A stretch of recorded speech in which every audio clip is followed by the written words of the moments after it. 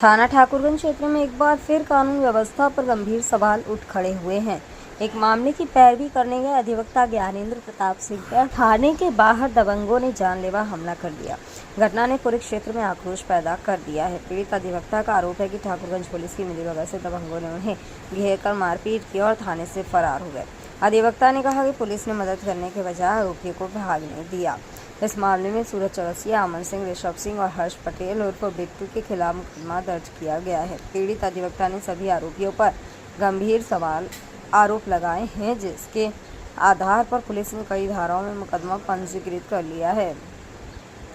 घटना के बाद अधिवक्ताओं में भारी नाराजगी देखी गई। उन्होंने इंस्पेक्टर ठाकुरगंज उमेर सिंह चौहान पर आरोप लगाया कि उन्होंने दबंगों को थाने से भगवाने में मदद की। अधिवक्ता संगठनों ने इसे कानून का मजाक और पुलिस की लापरवाही करार दिया है। स्थानीय वकीलों ने प्रशासन से तत्काल कार्रवाई की मांग करते हुए दोषियों को गिरफ्तार करने और पुलिस अधिकारियों पर भी कड़ी कार्रवाई करने की अपील की है। उन्होंने कहा कि अगर दोषियों को नहीं पकड़ा गया तो आंदोलन करने को बाध्य होंगे। देखना यह होगा कि क्या प्रशासन पीड़ित को न्याय दिलाएगा, अपराधियों को सलाखों के पीछे भेजेगा या फिर कानून व्यवस्था को लेकर जनता का भरोसा और कमजोर होगा। घटना ने सुरक्षा व्यवस्था पर फिर से बहस छेड़ दी है। अपना परिचय दीजिए। मेरा नाम मान सिंह है। और क्या मामला हुआ है? आप लोग यहाँ चौक कोतवाली आए? जी, तो आज दिन में करीब दोपहर 1 बजे हम एक पीड़ित पक्ष की तरफ से पैरवी में ठाकुरगंज थाने पे गए हुए थे। मैं, मान सिंह और मेरा भाई ऋषभ सिंह और हर्ष पटेल और अमन सिंह, ये सभी लोग हम लोग थाने पे गए थे उसकी पैरवी में।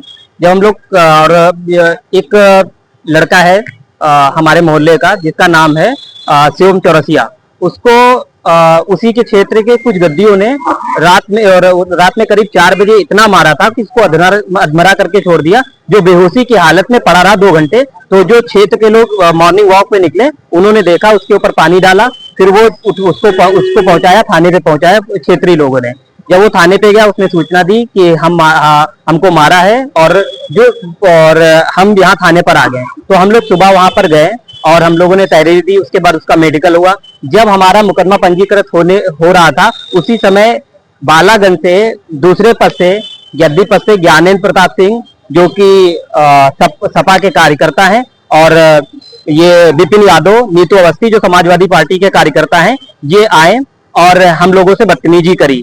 मैंने कहा कि हम अपने पीड़ित पक्ष की तरफ से आए हुए हैं, हम मुकदमा लिखवा रहे हैं। तो उन्होंने काफी बदतमीजी करी और आके हाथापाई करने लगे। तो ज्ञानेंद्र सिंह ने क्या किया कि जो पीड़ित पक्ष का बड़ा भाई है, उसको बाहर थप्पड़ मारा और लातों से मारने लगे। उसी समय जो ठाकुरगंज थाने की पुलिस आई और उस बीच बराव करके उसको ले गई। लेकिन उन लोगों के समाजवादी पार्टी के कार्यकर्ताओं के दबाव में उन्होंने क्या किया, जो पीड़ित पक्ष का लड़का था और जो पैरवी में गए थे, ऋषभ सिंह और सूरज चौरसिया और अमन सिंह और हर्ष पटेल, उन सबसे जो है उनके दबाव में एक और मुकदमा इन लोगों के ऊपर भी लिख दिया, 307 का मुकदमा।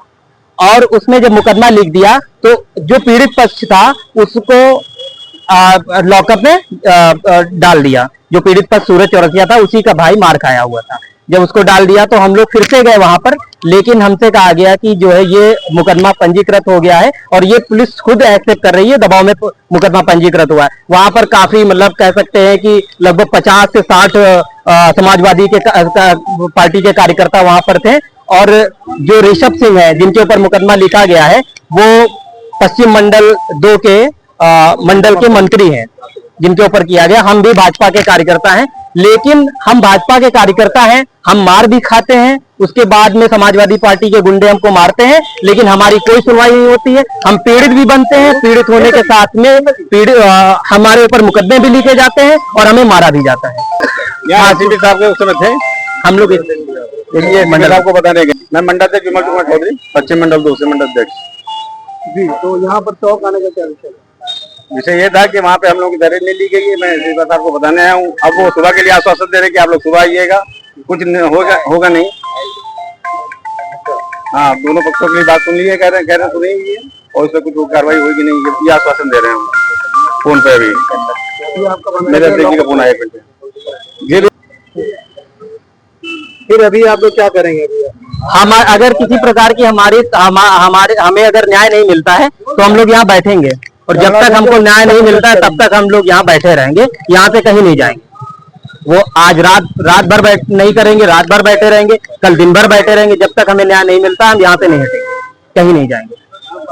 हम लोगों के घर घर जाके वोट मांगते हैं जब चुनाव आता है, और हम सरकार से क्या अपेक्षा करते हैं कि जब हमारे साथ में कोई अन्याय हो तो हमको न्याय मिले।